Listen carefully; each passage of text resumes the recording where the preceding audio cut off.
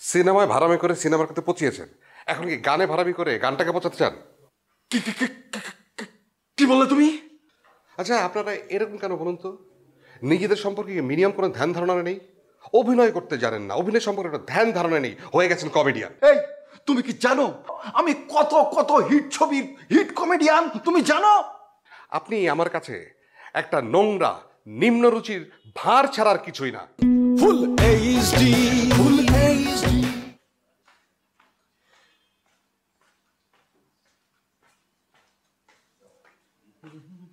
এই যে দুলাল খান, আমি তো ভাই তোমাকেই খুঁজছিলাম। আমি কিন্তু এখন আপনার সিনেমার গল্প শুনতে পারবো না।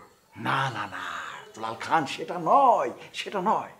মানে আমি বলছিলাম কি যে, মানে ধরো কি যে, আমি তো দেখলাম, নিজ চোখেই দেখলাম মিস সমরিতা দেশাই তোমাকে ভাই যে পরিমাণ রেসপেক্ট দিল, আমি তো মুগ্ধ হয়ে গেছি, ফিদা হয়ে গেছি। মানে সে কারণে আমি ওই বলছিলাম কি, না মানে বলছিলাম কি যে, মানে তুমি ব্যাপারটা বুঝো।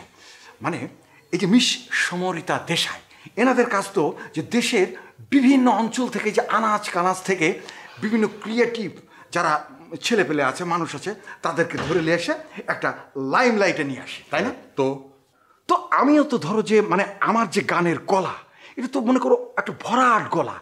এরকম ভরাট গলা তো তুমি আর খুঁজে পাবে না কো, একটা বিরল রেয়ার। মানে আমি বলছিলাম কি যে, আমি কিন্তু ইচ্ছা করেই এই সিঙ্গার না হয়ে অভিনেতা হয়েছি। আচ্ছা, আপনি কি বলতে চান সেটা ক্লিয়ার করে বলেন তো। না মানে বলছিলাম কি যে, আমি যদি ধরো যে এই গানের ভুবনে আসি, তাহলে পরে তো মনে করো যে একটা মার মার কাট কাট করে দিতে পারি। সেই জন্য কি? না মানে সেই জন্যই বলছিলাম কি যে, তুমি যদি সমরিতা দেশাইকে আমার কথাটা বলতে, মানে ধরো যে নিজের কথা তো আর নিজে বলতে পারি না, তাই না? সিনেমায় ভাড়ামি করে সিনেমার করতে পচিয়েছেন, এখন কি গানে ভাড়ামি করে গানটাকে পচাতে চান? কি কি কি- কি- কি- কি বললে তুমি? আচ্ছা, আপনারা এরকম কেন বলুন তো? নিজেদের সম্পর্কে মিনিমাম কোনো ধ্যান ধারণা নেই? অভিনয় করতে জানেন না, অভিনয় সম্পর্কে একটা ধ্যান ধারণা নেই, হয়ে গেছেন কমেডিয়ান। কমেডি যে কত কঠিন একটা বিষয়টা বোঝেন?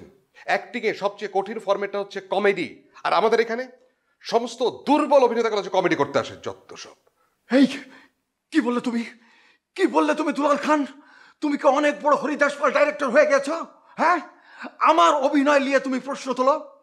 এই, তুমি কি জানো আমি কত কত হিট ছবির হিট কমেডিয়ান? তুমি জানো? আপনি আমার কাছে একটা নোংরা নিম্নরুচির ভাঁড় ছাড়ার কিছুই না। যান, নিজের কাজ করেন, যত সব। ও মাই গড, ও মাই গড, ও মাই গড, ও মাই গড, ও মাই গড, ও মাই গড। আরে লোকটা হাগল হয়ে গেছে রে, ইসে রে। কি ভাই, কেন হাগল হয়েছে? বস আমিও কিছু বুঝতেছি না। হ্যাঁ তো ও মাই গড করতেছে, আবার এই একলা একলা খাড়াই।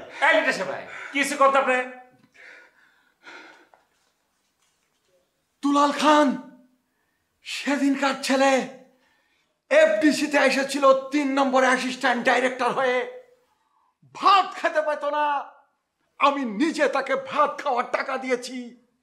আমার চোখের সামনে অ্যাসিস্ট্যান্ট ডাইরেক্টর থেকে ডাইরেক্টর হয়েছে, আর সে কিনা আজ আমাকে ও মাই গড, ও মাই গড, ও মাই গড, ও মাই গড, ও মাই গড, ও মাই গড, ও মাই গড। খবরদার ভেঙাবে না আমাকে, খবরদার আমাকে ভেঙাবে না।